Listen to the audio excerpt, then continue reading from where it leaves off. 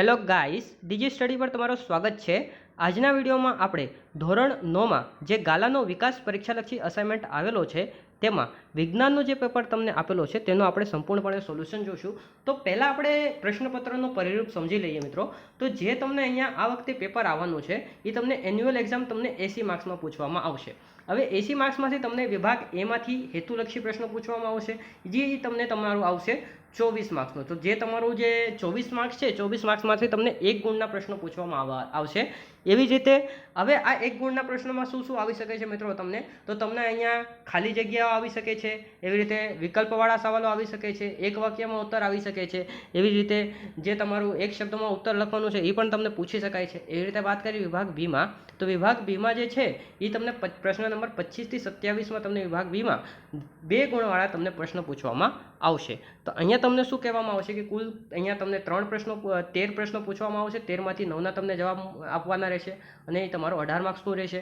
એવી રીતે વિભાગ સીની વાત કરીએ તો વિભાગ સી પણ તમને 38 થી 46 માર્ક્સના જે પ્રશ્નો છે એ તમને વિભાગ સીમાં પૂછાશે, જે 3 ગુણના પ્રશ્નો હશે। અહીંયા પણ તમને 9 પ્રશ્નો પૂછવામાં આવશે અને 9માંથી તમને 6 પ્રશ્નોનો જવાબ લખવાનું રહેશે અને એ પણ તમારા 18 માર્ક્સનું રહેશે। અને એવી રીતે વિભાગ ડીમાં પણ તમને 8 પ્રશ્નો પૂછવામાં આવશે 47 થી 54માં, અને એમાંથી તમને જે 5 પ્રશ્નોના જે જવાબ છે એ તમને લખવાના રહેશે અને 4 પંચા તમે કરશો તો એટલે કે 20 માર્ક્સનો તમારો વિભાગ ડી થશે। એવી રીતે તમારો અહીંયા પેપર સેટ થશે। હવે આજના વિડીયોમાં આપણે વિભાગ એમાં વાત કરીશું। તો અહીંયા આજના વિડીયોમાં આપણે વિભાગ એમાં જે તમારો વિકલ્પવાળો પ્રશ્નનો જે જવાબ છે એ આપણે કરશું। એ પછી નેક્સ્ટ આગળ કરીને વિડીયોનું આપણે આગળ એના પછી આપણે એક શબ્દમાં ઉત્તર કે ખાલી જગ્યા, જોડકા જોડો, ખરા ખોટા વિધાનો, દરેક પ્રશ્નોનું આપણે સોલ્યુશન જોતા રહીશું। તો આપણે વાત કરીએ સૌથી પહેલાં વિભાગ એમાં, તો જે તમારો અહીંયા વિકલ્પવાળો પ્રશ્નો છે એનો આપણે સોલ્યુશન જોઈએ। તો અહીંયા પ્રકરણ 1માંથી તમને શું શું વિકલ્પવાળા પ્રશ્નો પૂછાઈ શકે એવા છે।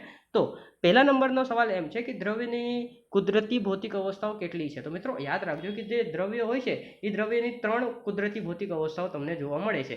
એક તો તમને મળે છે ઘન, બીજું મળે છે પ્રવાહી અને ત્રીજું મળે છે તમને ગેસ એટલે કે વાયુ। એટલે કે 3 કુદરતી અવસ્થાઓમાં તમને જે છે એ દ્રવ્ય તમને જોવા મળે છે। તેથી તમારો જે અહીંયા આન્સર આવશે એ આવશે ઓપ્શન નંબર બી। એવી રીતે વાત કરીએ તો બીજા નંબરનો જે સવાલ છે કે નીચેના પૈકી કયું વિધાન વાયુ દ્રવ્ય માટે ખોટું છે એ તમને બતાવવાનું છે। તો જો મિત્રો વાયુ માટે કયું વિધાન ખોટું છે, તો મિત્રો યાદ રાખજો કે જો કોઈ પણ વાયુ હોય એ વાયુનો જે આકાર હોય છે એ નિશ્ચિત નથી હોતો, એટલે કે આ વિધાન તો સાચું જ કહેવાશે। એવી રીતે વાત કરીએ તો વાયુનો જે કદ છે, કદ પણ નિશ્ચિત નથી હોતો, તો આ વિધાન પણ સાચું છે। અને વાયુ જો હોય છે એને આપણે દબાવી શકીએ છીએ, એ દબનીય હોય છે, તેથી તેને ગેસના બાટલા કે ક્યાં પણ આપણે દબાવી શકીએ છીએ વાયુને। તો આ 3 વિધાન તો આપણું થયું સાચું। તેથી આપણે કહી શકીએ છીએ કે જે વિધાન એ છે એ તમારું વિધાન ખોટું આવશે, કે જે વાયુઓ હોય છે તેના આંતરાણવીય બળ એ મહત્તમ હોય છે, એ તમારું આવશે ખોટું। કેમ કે મિત્રો જો વાયુઓ જો હોય છે એ વાયુઓ વચ્ચે જે આંતરાણવીય બળ હોય છે એ ન્યૂનતમ હોય છે। જે ઘન અને પ્રવાહીની વાત કરીએ તો ઘન અને પ્રવાહીની સાપેક્ષે જે વાયુના અણુઓ હોય છે એ એકબીજાને ખૂબ જ દૂર આવેલા હોય છે, તેથી વાયુના અણુઓ વચ્ચે આંતરાણવીય જે બળ હોય છે એ ન્યૂનતમ જોવા મળે છે। જ્યારે કે જ્યારે એમાં આંતરવાણી બળ વધુ થઈ જાય તો એ જે ઘનના અણુઓ છે એ બીજાને પાસે આવી જશે અને એ ઘનમાં રૂપાંતરણ થઈ જશે। તેથી આપણે કહી શકીએ છીએ કે જે પણ વાયુ હશે એમાં આંતરાણવીય બળ તમારું ઓછું હશે।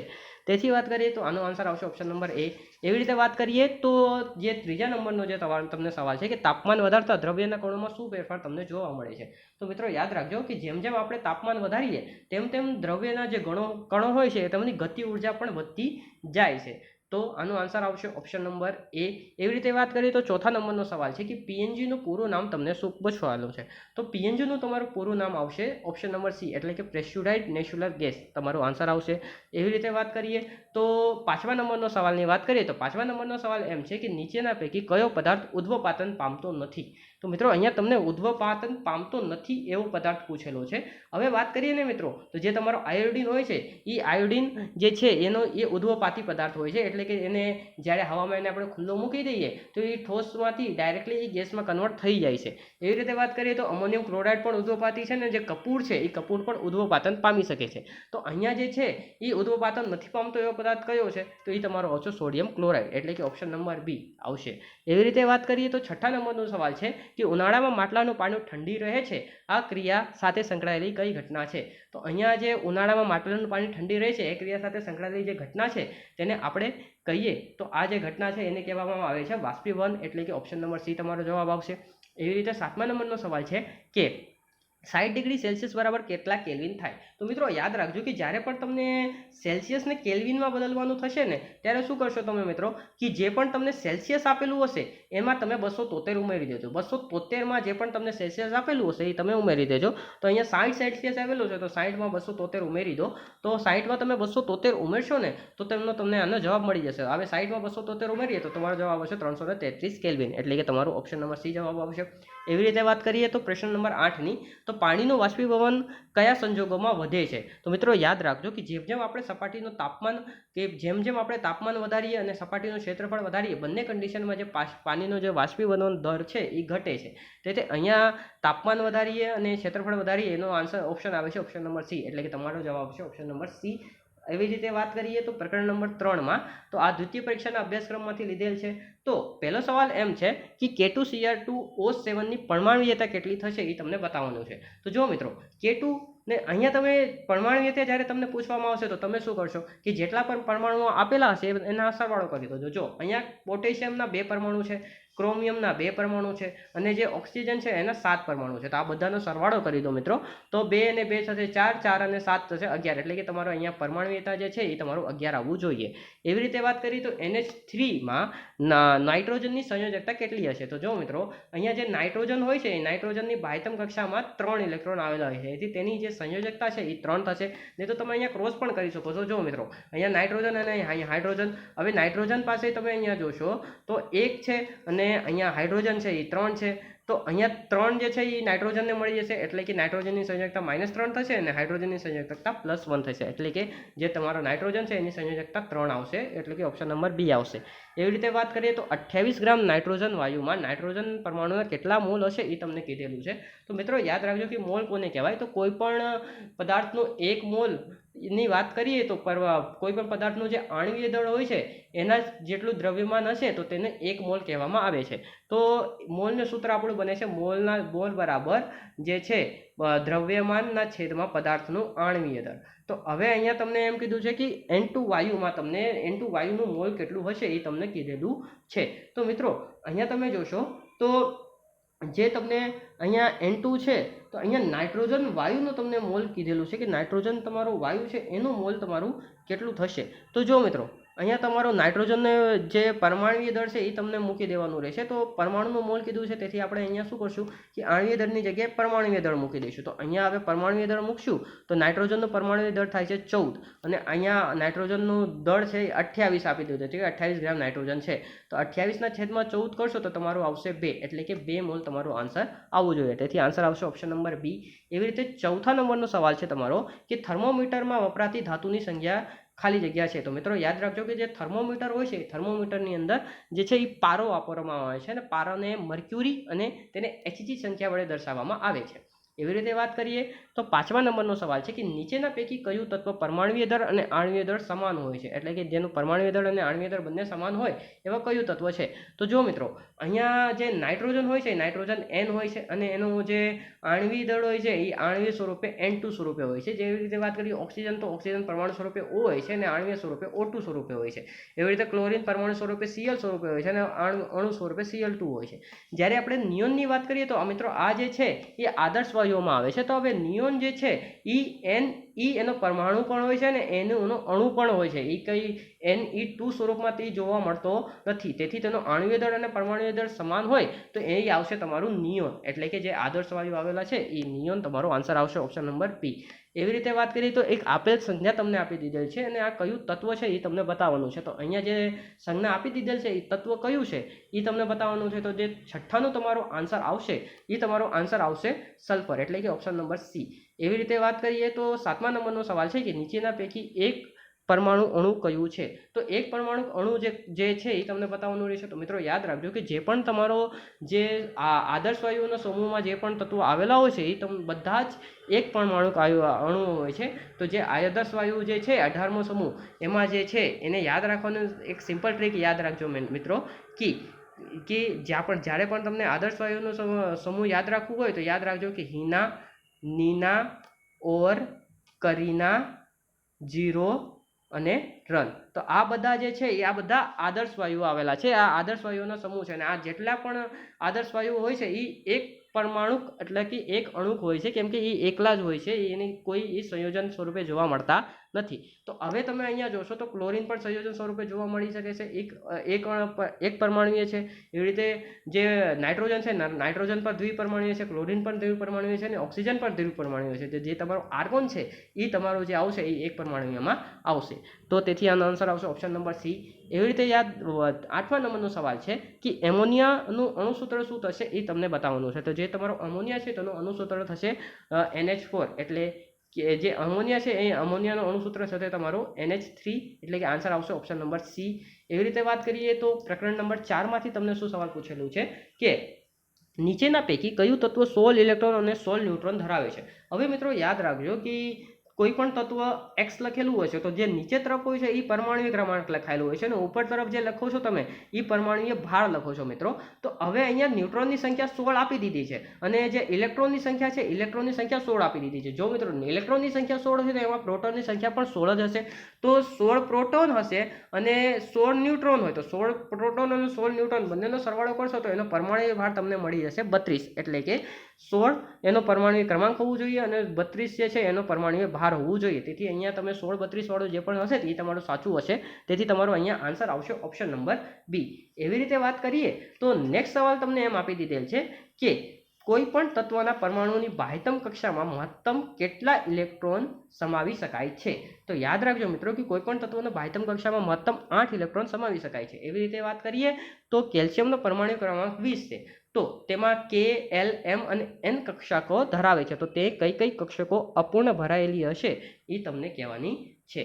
તો જો મિત્રો અહીંયા જે કેલ્શિયમ હોય છે એનો પરમાણુ ક્રમાંક 20 છે. તો જે તમારું કેલ્શિયમ છે એ વચ્ચે આવેલું હશે. હવે કેલ્શિયમની વચ્ચે પહેલું કક્ષક છે એને K કહેવામાં આવે છે અને તેમાં 2 ઇલેક્ટ્રોન આવેલા હશે. એવી રીતે વાત કરીએ તો જે બીજું કક્ષક છે એ બીજું કક્ષકને L કક્ષક કહેવામાં આવે છે. હવે બીજી જે કક્ષક છે એમાં જે છે તમારા ઇલેક્ટ્રોનની સંખ્યા 8 આવેલી હશે, એટલે કે અહીંયા 2 ને બીજામાં તમારું 8, એટલે કે અહીંયા તમારો 8 ઇલેક્ટ્રોન હશે. તેથી અહીંયા 2 અને 8 થઈ જશે 10. હવે જે ત્રીજી કક્ષક છે L, હવે L જે કક્ષક છે એની અંદર ઇલેક્ટ્રોન સમાવવાની જે ક્ષમતા છે એ તમારી હવે આની અંદર પણ તમારું શું થશે કે જે L છે એની અંદર પણ તમારું 8 ઇલેક્ટ્રોન આવેલું હશે. હવે તો તમે જોશો તો અહીંયા 8 18 થઈ ગયા છે. હજી પણ 2 ઇલેક્ટ્રોન ઘટે છે કેમ કે 20 એનો પરમાણુ ક્રમાંક છે. તો જે N છે એની અંદર 2 ઇલેક્ટ્રોન આવેલા હશે. તેથી જે તમારું N કક્ષક છે એ તમારું અપૂર્ણ ભરાયેલી હશે. અને એવી રીતે જે તમારું M કક્ષક છે M કક્ષક પણ તમારું અપૂર્ણ ભરાયેલી હશે, કેમ કે તમને સૂત્રથી ખબર પડે છે કે 2n² તમારો જવાબ આવે છે. તો 2 અને n તમને અહીંયા ત્રીજી કક્ષકમાં 3 થશે અને સ્ક્વેર થશે. 3 નો 9 થશે અને 9 દુ 18 થશે, એટલે કે અહીંયા 18 ઇલેક્ટ્રોન સમાવવાની ક્ષમતા છે. પરંતુ M કક્ષકમાં અહીંયા હજી 8 જ ઇલેક્ટ્રોન છે અને જે તમારું જે તમારું બાહ્યતમ કક્ષક છે એની અંદર N કક્ષકમાં તમારું 2 જ ઇલેક્ટ્રોન છે, એટલે કે M અને N છે એ તમારું અપૂર્ણ ભરાયેલી કક્ષક ગણવામાં આવે છે. તેથી તમારો અહીંયા આન્સર આવશે ઓપ્શન નંબર બી. એવી રીતે વાત કરીએ તો ચોથા નંબરનો જે સવાલ છે કે ફોસ્ફરસ તત્વની સંખ્યા P15 31 છે. તો એમાં પ્રોટોન, ન્યુટ્રોન અને ઇલેક્ટ્રોનની સંખ્યા અનુક્રમે શું હશે એ તમને બતાવવાનું છે. તો મિત્રો તમને જેમ કીધું હતું કે અહીંયા ફોસ્ફરસ ને ઉપર તમને જે લખેલું છે એ પરમાણુય દળ છે અને નીચે જે છે એ પરમાણુય ક્રમાંક છે. તો હવે મિત્રો આપણને ખબર છે કે જો ફોસ્ફરસ ન્યુટ્રલ હશે તો એમાં જે ઇલેક્ટ્રોન અને પ્રોટોનની સંખ્યા છે એ સમાન હશે. તો અહીંયા તમને નીચે જે છે પ્રોટોનની સંખ્યા 15 આપી દીધેલ છે. તો પ્રોટોનની સંખ્યા અહીંયા 15 થશે. એવી રીતે પ્રોટોનની સંખ્યા જો 15 થશે તો એના જે ઇલેક્ટ્રોન છે એ ઇલેક્ટ્રોનની સંખ્યા પર તમારું 15 હોવું જોઈએ. તેથી પહેલું અને જે છેલ્લું છે એ 15 15 આવવું જોઈએ. તો તેથી આપણે કહી શકીએ કે અહીંયા પ્રોટોનની સંખ્યા અને ઇલેક્ટ્રોનની સંખ્યા 15 15 છે. એવી રીતે હવે જે વચ્ચે આવેલો તત્વ છે, હવે વચ્ચે આવેલા તત્વોનું પરમાણુ જે કેટલું હોવું જોઈએ ન્યુટ્રોન, તો ન્યુટ્રોનની વાત કરીએ તો અહીંયા પ્રોટોન પ્લસ ન્યુટ્રોન બંનેનો સરવાળો તમારો 31 આવવો જોઈએ. તો અહીંયા તમે જોશો તો પ્રોટોન 15 છે અને ન્યુટ્રોન તમને ખબર નથી અને બંનેનો સરવાળો 31 આવવો જોઈએ. તો ન્યુટ્રોન જે બરાબર આવશે અહીંયા 15 પ્લસમાં છે બરાબર અને બીજી બાજુ જાય તો માઇનસમાં થઈ જશે. તો 31માંથી તમે 15 બાદ કરશો તો તમારું 16 જવાબ આવશે, એટલે કે ન્યુટ્રોનની સંખ્યા તમારી 16 હોવી જોઈએ. તો આ જે તમે જોશો તો તમારો આન્સર આવશે ઓપ્શન નંબર ડી. એવી રીતે વાત કરીએ તો 5મા નંબરનો જે સવાલ છે કે ખાલી જગ્યાનો ઉપયોગ કેન્સરની સારવાર માટે કરવામાં આવે છે. તો એ આવશે કોબાલ્ટ 60. એવી રીતે રીતે વાત કરીએ તો ગ્રેફાઇટમાં સંયોજકતા ઇલેક્ટ્રોનની સંખ્યા કેટલી છે? તો ગ્રેફાઇટ જે છે એમાં સંયોજકતા ઇલેક્ટ્રોનની વાત કરીએ તો એમાં 4 સંયોજકતા ઇલેક્ટ્રોન આવેલો હોય છે, એટલે કે બાહ્યતમ કક્ષામાં 4 ઇલેક્ટ્રોન આવેલા હોય છે, કેમ કે ગ્રેફાઇટ છે એ કાર્બન પણ એક પ્રકારનો હોય છે અને કાર્બનની બાહ્યતમ કક્ષામાં 4 ઇલેક્ટ્રોન આવેલું હોય છે. એવી રીતે વાત કરીએ તો 7મા નંબરનો જે સવાલ છે કે નીચેના પૈકી કયો કણ પરમાણુના કેન્દ્રમાં નથી? તો યાદ રાખજો મિત્રો કે જે અહીંયા પરમાણુ હોય છે તો પરમાણુના કેન્દ્રમાં પ્રોટોન અને ન્યુટ્રોન્સ આવેલા હોય છે અને એની બહારની કક્ષામાં ઇલેક્ટ્રોન આવેલું હોય છે. તો પ્રોટોન અને ન્યુટ્રોન કેન્દ્રમાં હશે તો કેન્દ્રમાં જે નહીં હોય એ આવેલો હોય છે ઇલેક્ટ્રોન. એવી રીતે વાત કરીએ તો 8મા નંબરનો સવાલ છે કે Mg+2ની ઇલેક્ટ્રોનની રચના આપણને દર્શાવવાની છે. તો Mg+2ની જે ઇલેક્ટ્રોનની રચના આવે છે એ તમારો આવે છે 2 અને 8. એવી રીતે વાત કરીએ તો પ્રકરણ નંબર 8 માંથી તમને સવાલ પૂછેલો છે. હવે પ્રકરણ નંબર 8 માંથી તમને શું પૂછેલું છે? તો પહેલો સવાલ એ છે કે નીચેના પૈકી કઈ ભૌતિક રાશિને તેના મૂલ્ય સાથે દિશા દર્શાવવી જરૂરી છે? તો અહીંયા આવશે સ્થાનાંતરણ, કેમ કે સ્થાનાંતરણ સદિશ રાશિ છે. એવી રીતે વાત કરીએ તો 36 નંબરનો જે સવાલ છે કે 36 કિલોમીટર પર અવરની અચળ ઝડપે ગતિ કરતા ટ્રેનની ઝડપ મીટર પર સેકન્ડ ઇન્વર્સમાં તમને શોધવાની છે. તો તમે શું કરશો મિત્રો કે 36 હવે કિલોમીટર છે ઉપર, તો કિલોમીટરના છેદમાં અહીંયા કલાક છે, તો કિલોમીટરને સૌથી પહેલાં આપણે મીટરમાં કન્વર્ટ કરી દઈએ. તો કિલોમીટરને મીટરમાં કન્વર્ટ કરશો તો 1 કિલોમીટર બરાબર 1000 મીટર થશે. તો 1000 મીટર અને અહીંયા કલાકને સેકન્ડમાં કન્વર્ટ કરશો તો 3600 સેકન્ડ આવશે. તો તમારું શું થશે મિત્રો કે 0 0 0 0 કેન્સલ કરી શકો છો. એવી રીતે અહીંયા 36 ને 36 પણ કેન્સલ તમે કરી શકો છો. તો જે તમારો આન્સર આવશે એ તમારું આવશે 10 મીટર ઇન્ટુ સેકન્ડ ઇન્વર્સ. એવી રીતે વાત કરીએ તો જે નેક્સ્ટ છે એ તમારો છે એક સાયકલ સવાર પૂર્વ દિશામાં 5 કિલોમીટર અંતર કાપે છે ને ત્યારબાદ દક્ષિણ દિશામાં 12 કિલોમીટર અંતર કાપે છે. તો અહીંયા પૂર્વ દિશામાં એ 5 કિલોમીટર જાય, દક્ષિણ દિશામાં જે છે એ તમારો જે છે 12 કિલોમીટર અંતર કાપે. તો અહીંયા 5, અહીંયા 12. તો પાયથાગોરસના પ્રમેયને તમે યુઝ કરશો તો તમે એનું કાપેલું સ્થાનાંતરણ શોધી શકો છો ને એ તમારું આવશે 13. એવી રીતે વાત કરીએ તો આકૃતિમાં દર્શાવેલ ગતિનો આલેખ શું બતાવે છે? તો આ નિયમિત પ્રવેગી ગતિનો આલેખ તમને બતાવે છે.